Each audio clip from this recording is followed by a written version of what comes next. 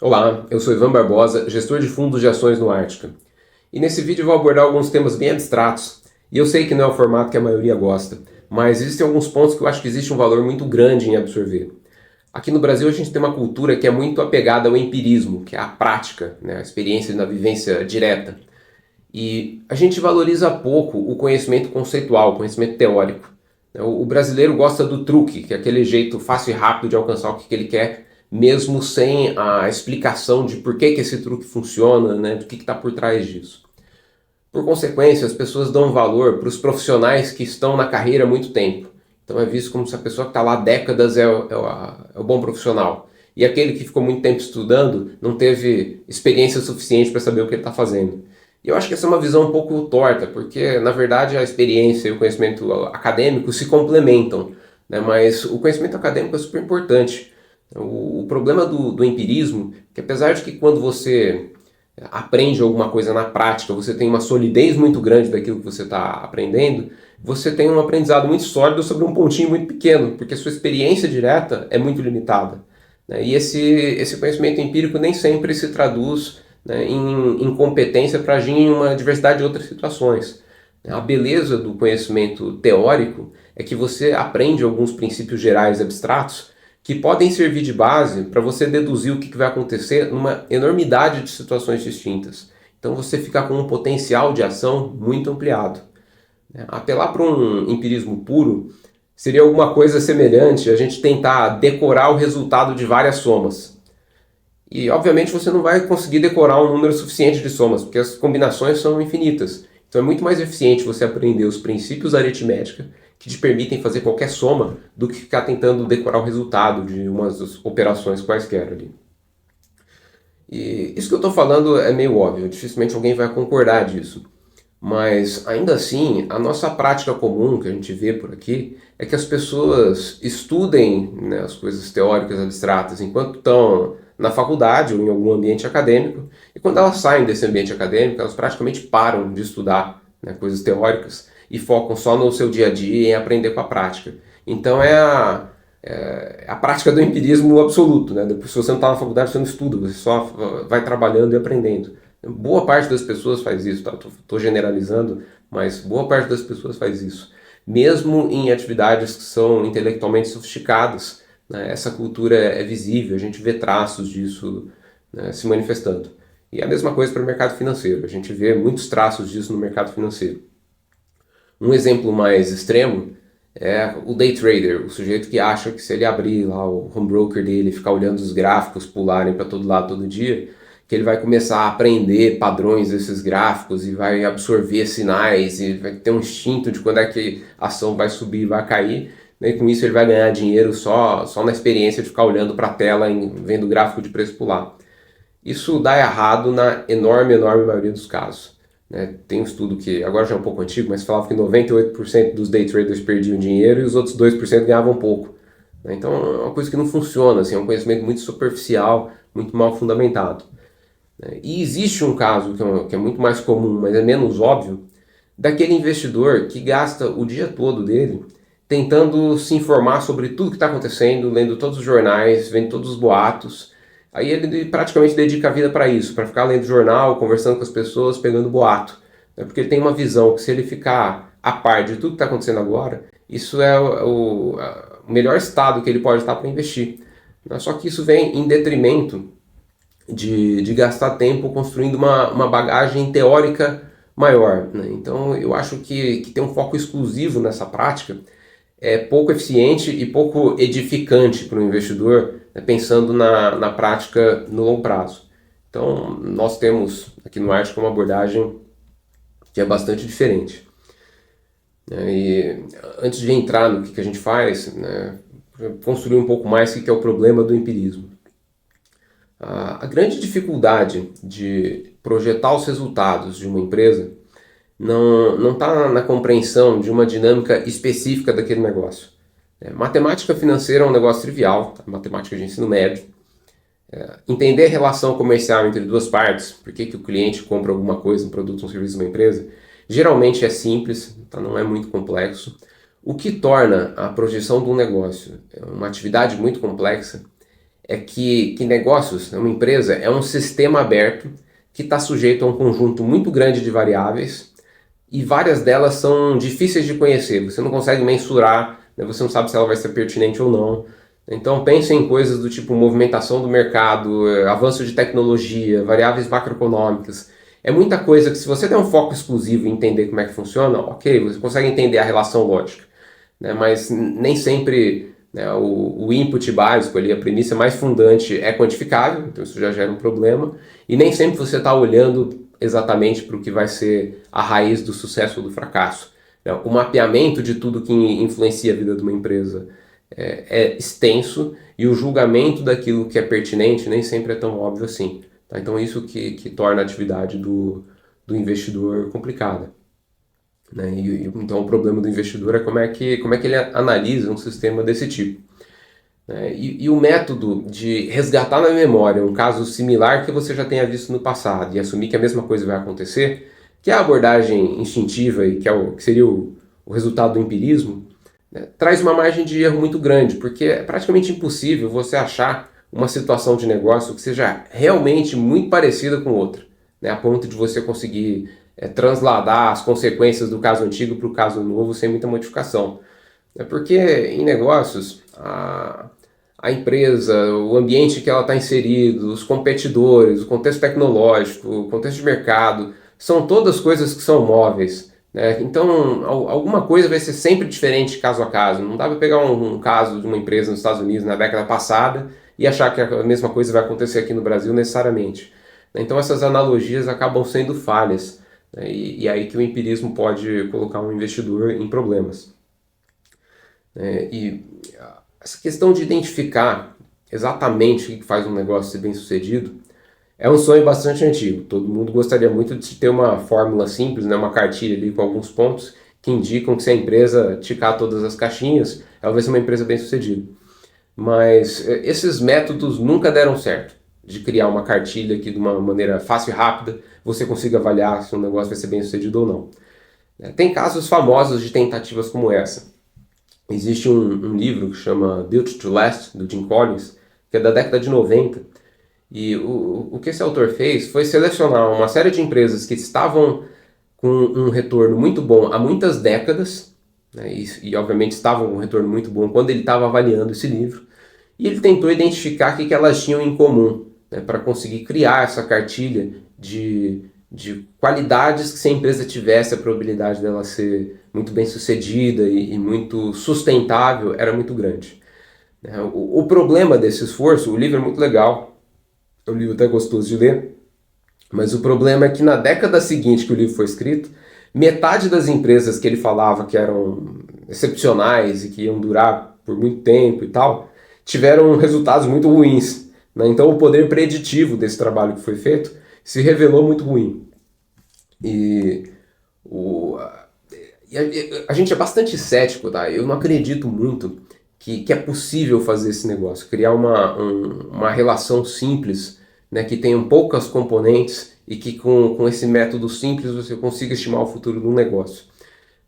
Justamente por essa questão de empresas serem entidades complicadas demais, né, descritas por uma gama muito grande de variáveis, né, e várias delas muito difíceis de mensurar. Então, assim, apesar desse tipo de esforço, desse tipo de método ser instintivo, não é um caso que ele possa se aplicar, sabe? Os casos que isso aí funcionaria melhor são casos repetíveis. Se a coisa fosse um sistema fechadinho, com as mesmas variáveis agindo e as coisas rodassem sempre de acordo com as mesmas regras, esse empirismo funcionaria melhor. Mas esse não é o caso de negócios. Tá? Mas a gente vê muita coisa sendo feita com esse espírito. Tá? Um exemplo de que quase todo mundo faz é que muita gente no mercado faz valuation de empresa por múltiplo de empresa comparável. Quer pegar o múltiplo de valuation lá, número de vezes que o valor de mercado representa do lucro da empresa, qualquer coisa assim, e você pega uma empresa lá parecida, está no mesmo setor, tal, aplica o mesmo múltiplo e você sabe quanto que ela vale. Esse método é impreciso à beira da inutilidade. Tá? Eu acho que esse negócio de múltiplo só tem valor para análises quase instantâneas. Você bate o olho e consegue detectar se existe uma distorção muito extrema. A gente sabe que se você olhar, se um negócio está 100 vezes lucro é muito caro. 2 vezes lucro provavelmente é bem barato. né? Mas só serve para você fazer essa peneiragem. Depois você precisa olhar em mais detalhe, né? E ver o que está acontecendo e fazer o valuation da empresa isoladamente, não só pegar essa questão de uma comparável vale tanto, então essa aqui, por uma métrica simples, vale uma coisa muito semelhante. Eu acho que boa parte dos erros, boa parte não, mas vários erros são feitos dessa forma. E é um exemplo corrente, né, de um método bastante empírico que se aplica comumente no mercado hoje. O que a gente acha que é um método melhor do que isso, de você ficar decorando situações e tentando raciocinar por analogia? E aqui eu vou ficar um pouco mais abstrato. Quando a gente vai analisar um sistema qualquer, o método de análise é fragmentar esse sistema em vários pedacinhos, até chegar em pedacinhos que sejam simples o suficiente para você conseguir entender com um domínio muito bom a lógica do que está acontecendo ali, né, e quais são as variáveis envolvidas. A hora que você isola essas variáveis, poucas, né, numa relação lógica simples, aí sim você consegue estudar o que está acontecendo e ter mais poder de predição quando você vê essas variáveis se alterando, né? Então, a descrição desse método, né, é detectar padrões recorrentes, né, que possam ser usados para prever situações futuras. Essas lógicas fundamentais, essas regras básicas que regem o comportamento de algumas variáveis, né, te permite prever o que vai acontecer depois, é o que a gente chama de primeiros princípios, né? É um conceito bem amplo em física, né? O físico sempre fala de dedução por primeiros princípios, que é a partir dessas abstrações gerais, que um exemplo clássico desse tipo de abstração são as leis de Newton, né, que prevê movimento de corpos no espaço, a mecânica clássica, e usar esses conceitos gerais para prever o que vai acontecer na realidade. Esses métodos de pegar um primeiro princípio e deduzir o que vai acontecer são sempre um pouco imprecisos. Se você pegar as leis de Newton e tentar prever como é que vai ser a trajetória de uma bola lançada, a hora que você lançar a bola real, você vai ver que você nunca vai acertar pelas leis de Newton, porque elas pressupõem situações ideais, ela ignora uma série de variáveis que estão agindo sobre aquele movimento, né, e pega só o que é mais impactante. Então ela ignora atrito, por exemplo. Então quando você lançar uma bola, sempre vai ter atrito. Então ela nunca vai chegar tão longe quanto você prevê que ela vai chegar de acordo com as leis de Newton. Mas o valor desse tipo de abstração é que um engenheiro iniciante, que nunca trabalhou e tal, mas conhece muito bem, tem o domínio teórico pleno das leis da mecânica clássica, vai ser capaz de prever com mais precisão os movimentos de um sistema mecânico do que um engenheiro que pode ter trabalhado a vida inteira com isso, só que não tem conhecimento teórico e também nunca viu um sistema parecido funcionar. Então só com a memória, sem saber os princípios que ele precisa usar para calcular esse sistema novo, ele não vai conseguir prever praticamente nada. E o engenheiro novato, muito bem formado, vai ser mais eficiente do que o engenheiro super experiente, mas, entre aspas, iletrado. E no nosso ambiente de negócios, a gente tem a consciência que a gente jamais vai ter uma previsão tão boa quanto as previsões das leis de Newton, ou qualquer outra lei física, né? Por mais que essas já sejam um pouquinho falhas. Porque negócios são sistemas mais bagunçados, né? São sistemas mais caóticos. Mas ainda assim, essa lógica de primeiros princípios é aplicável a algumas situações de negócio. Então, por exemplo, a gente sabe que a lei da oferta e demanda é um negócio que vai estar sempre agindo sobre os mercados. Então, se a gente for pensar em uma barraca que está vendendo água num ponto turístico no meio do deserto e que ela é a única barraca que tem água, a gente sabe que o dono da barraca vai poder cobrar caro pela água, né? Porque vai estar todo mundo com sede, só ele tem água. Então ele tem o poder de precificação. E a gente sabe também nessa mesma situação que se o preço da água estiver altíssimo e não tiver nenhuma barreira para que vá outra pessoa lá e monte uma segunda, uma terceira barraquinha de água do lado dessa primeira, essa rentabilidade atípica não é sustentável. Ela pode ser fruto de uma anormalidade ali no sistema. O sujeito da segunda barraquinha de água estava gripado e não foi vender água no deserto, né? Mas não é sustentável se não tiver uma barreira que impeça a gente de vir. Porque outra lei do mercado é que retornos muito altos vão atrair competição, né? E a vantagem dessas inferências, que são simples e são quase óbvias, é que elas são muito mais confiáveis do que as inferências que são mais amplas e até podem parecer mais elegantes. Voltando lá no exemplo do livro Built to Last, ele aponta como alguns dos fatores do sucesso, tem vários, mas ele fala que alguns deles são ter metas muito audaciosas e ter uma cultura institucional muito forte, muito presente. Só que a gente sabe que existem muitas empresas que têm uma cultura muito forte, muito presente, metas muito audaciosas e fracassam terrivelmente ao longo dos seus anos. Então é muito pouco determinista essa situação de que ter metas audaciosas e uma cultura forte vai levar a empresa ao sucesso.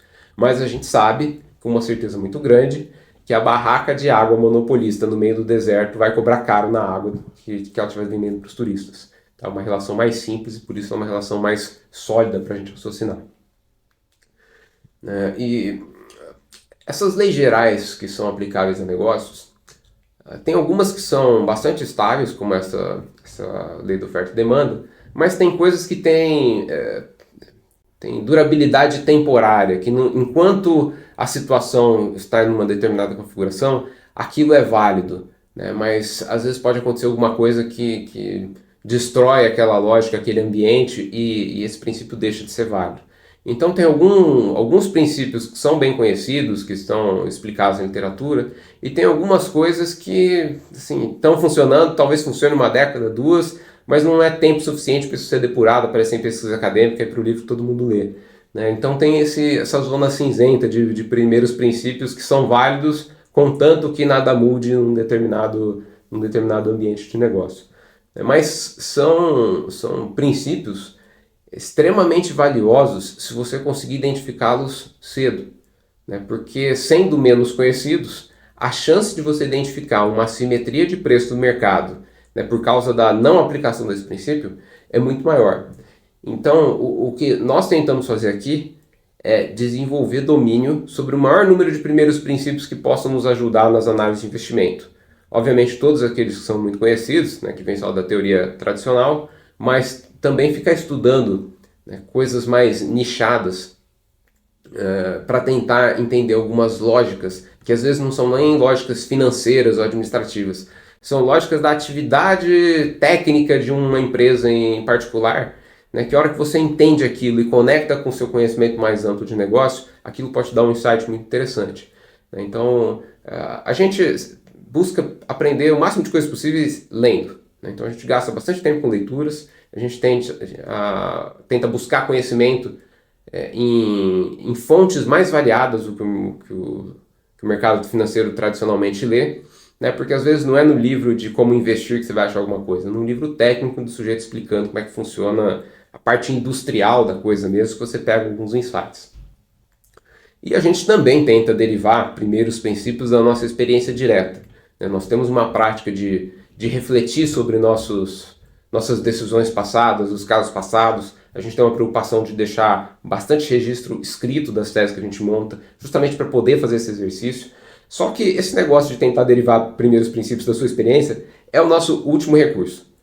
Porque ao mesmo tempo que a melhor chance de produzir um conhecimento original, que ninguém sabe, que você achou ali, ou pouca gente sabe, mas não está na boca do povo, que ninguém divulgou ainda, é o jeito mais árduo e lento de conseguir criar conhecimento. Né? O melhor jeito de aprender é lendo o que os outros escreveram, porque daí a pessoa que fez todo esse trabalho de ficar anos e anos e anos coletando dado, pensando e tal, e sintetizando num livro, foi do outro. Você compra um livro lá que é ultra barato sempre, né? Se o livro te trouxer um conhecimento valioso, ele é sempre muito barato, e você aprende em 20 horas, às vezes, o trabalho de anos e anos de uma pessoa. Então, se o brasileiro gosta de truque, o verdadeiro truque para a formação de conhecimento é aprender indiretamente, é aprender estudando e não aprender na prática. Esse é o truque que importa, que vai trazer mais frutos. Mas nessa abordagem, né, de buscar conhecimento acadêmico, a gente ainda tem que ter consciência que o mundo é muito grande e o tempo de vida humano é muito limitado para conhecer todo mundo.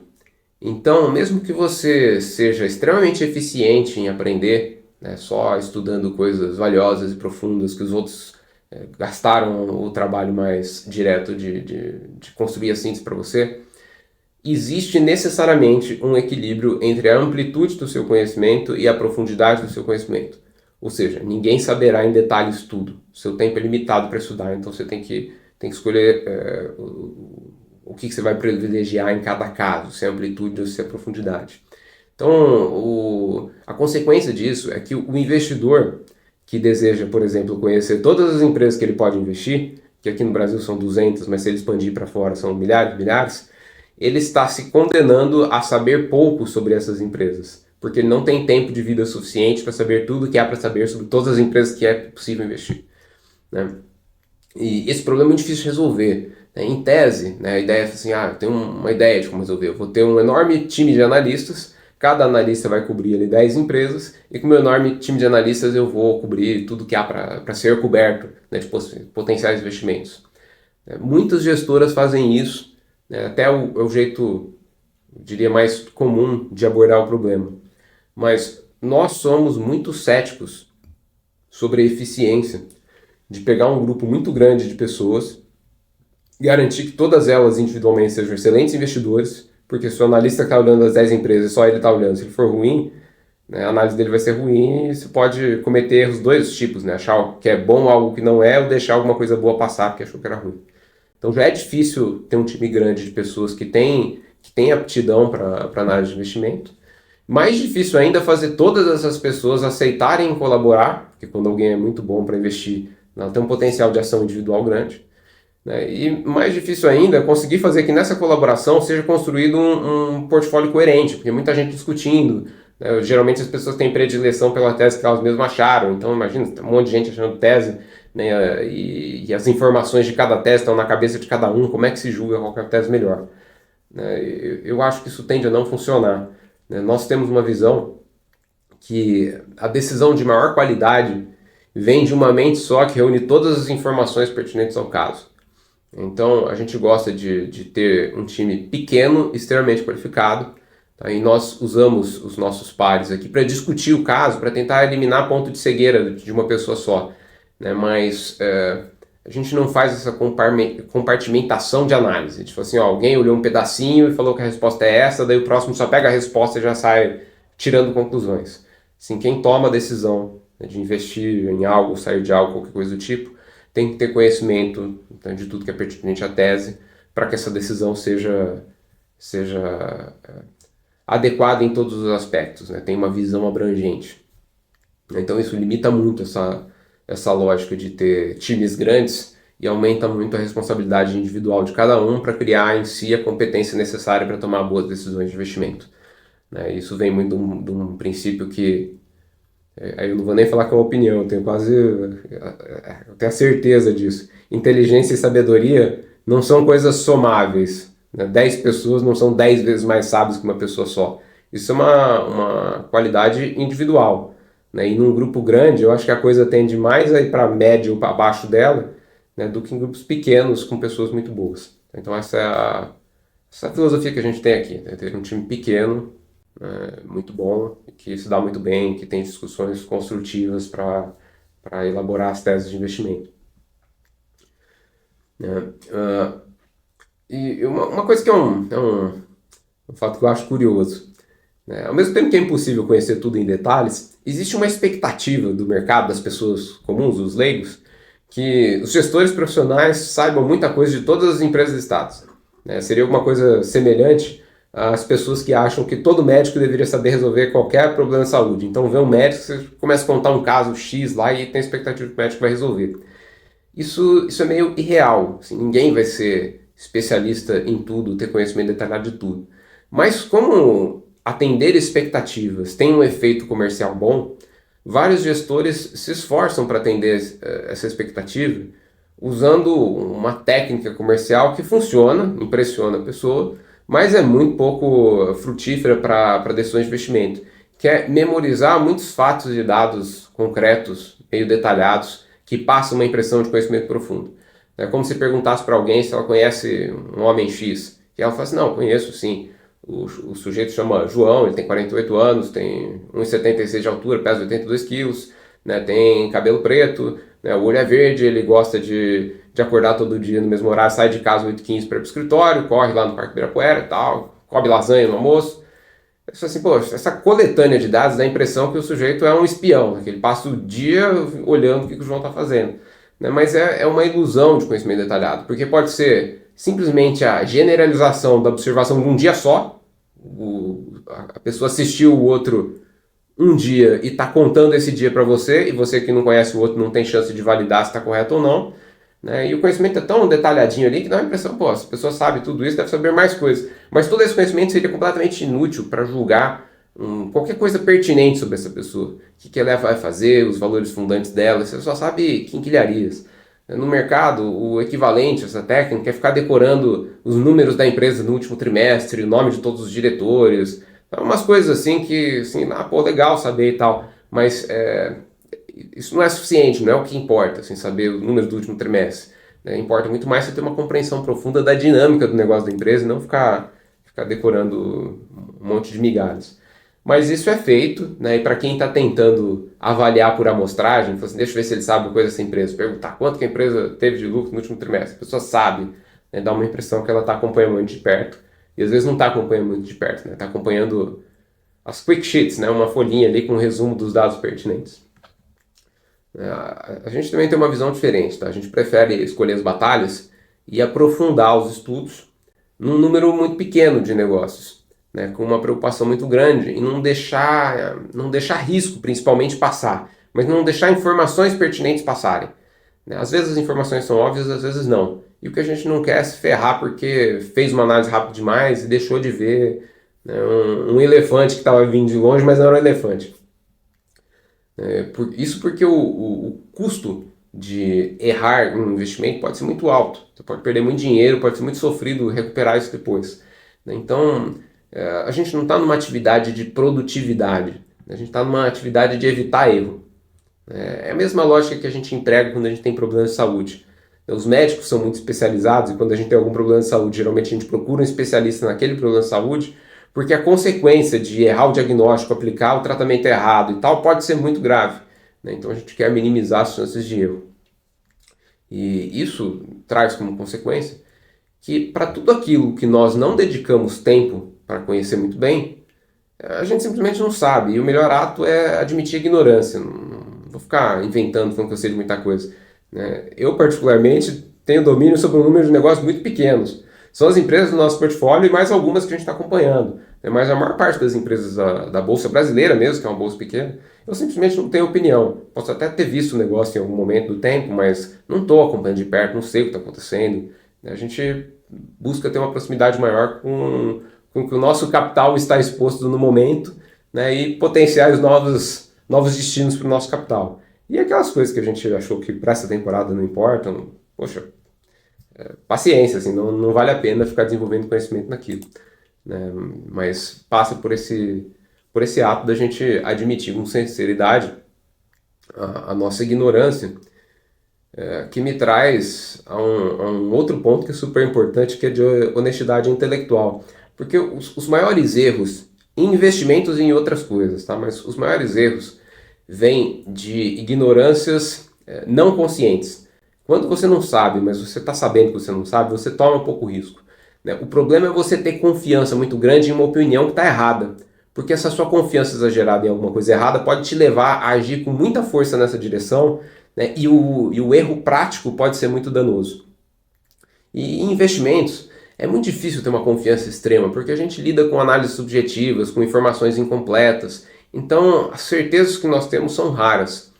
Então, ser muito arrogante, né, achando que você tem um domínio pleno, né, numa situação de investimento, ou ser muito ingênuo, simplesmente achar que você tem domínio, sem arrogância nenhuma, mas na ingenuidade mesmo, de achar que você já olhou tudo que tem para olhar, pode causar um prejuízo muito, muito severo. Né? Você pode ter um problema na sua empresa investida, que está relacionado a uma coisa que você nem olhou, assim, que você simplesmente ignorou na análise.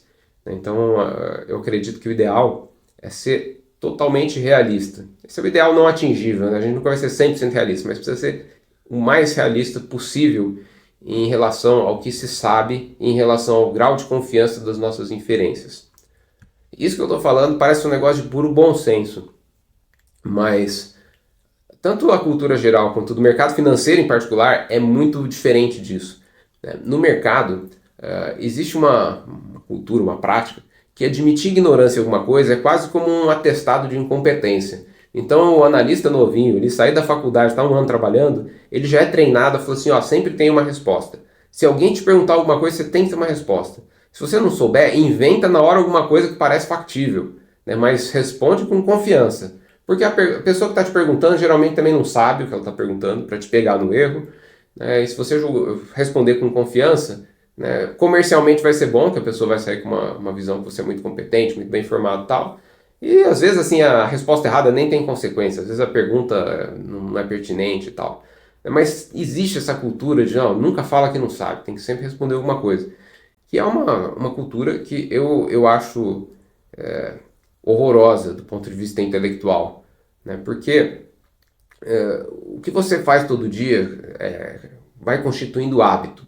E nós somos formados pelos nossos hábitos. Então, se você sempre faz isso, né, você vai fazer isso na hora que tiver gente na frente, você vai acabar fazendo isso quando não tem ninguém para impressionar também. Né? Ter essa confiança exagerada, né, de ficar se envaidecendo com sua própria capacidade de criar histórias que logicamente são consistentes, mas só não são verdade.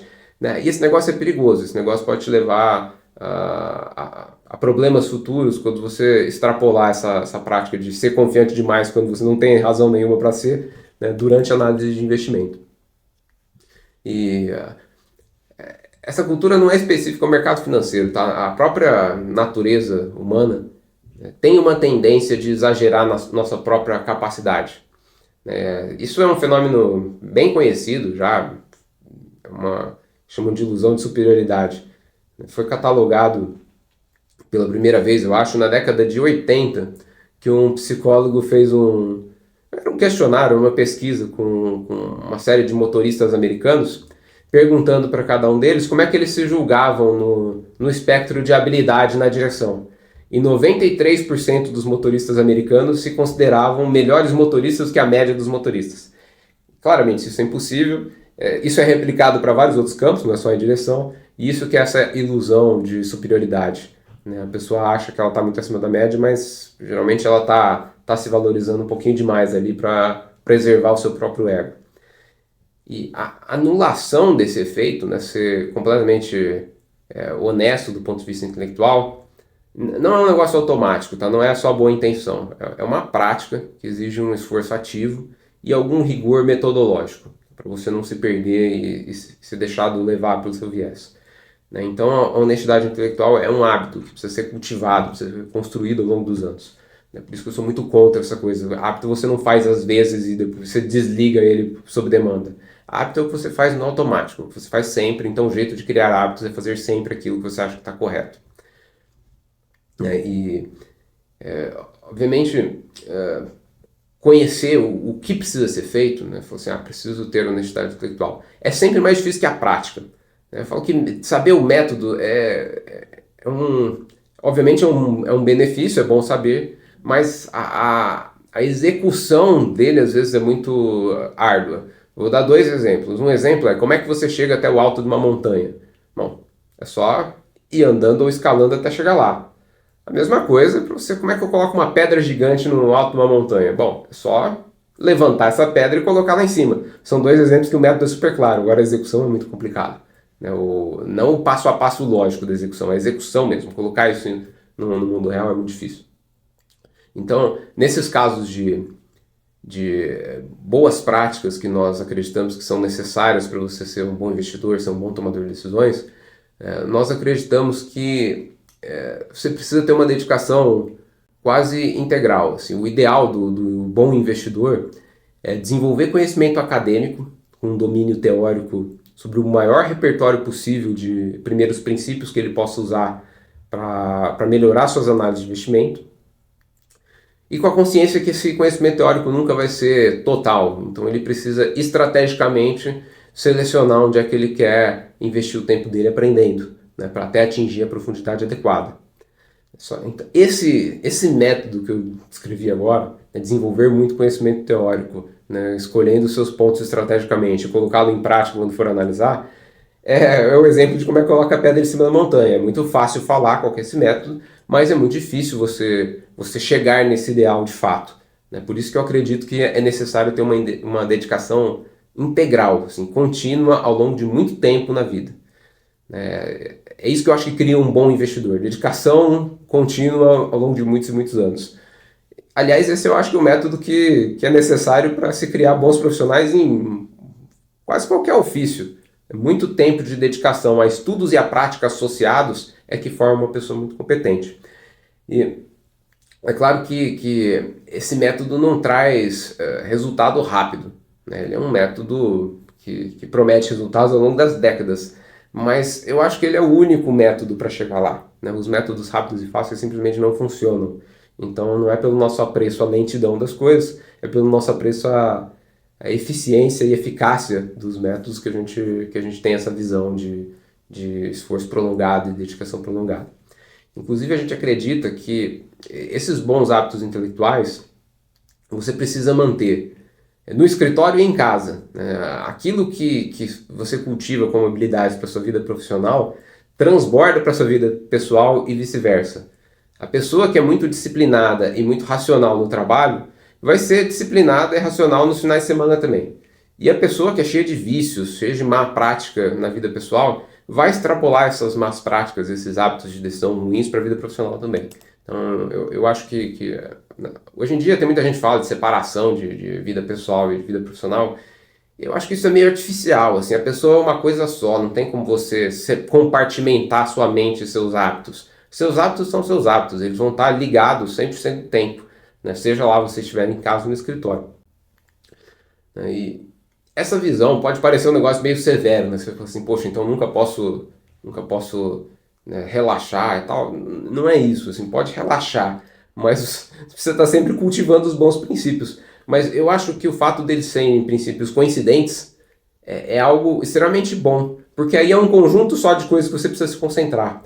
Aquilo que vai te tornar um decisor muito bom no trabalho vai te tornar um decisor muito bom nas suas decisões pessoais também, e vice-versa. Seria pior se você tivesse que cultivar dois conjuntos de atitudes, de hábitos, de costumes completamente diferentes para sua vida privada e sua vida profissional. Sendo uma coisa só, é mais fácil de definir onde é que você tem que focar. Então eu absorvo esse rigor aparente como uma coisa muito boa. Assim, é uma simplicidade na vida você focar, né, em um conjunto menor de boas práticas, de virtudes, né? E até eu acho que essas coisas que eu comentei não são indicações restritas a atividades de investimento.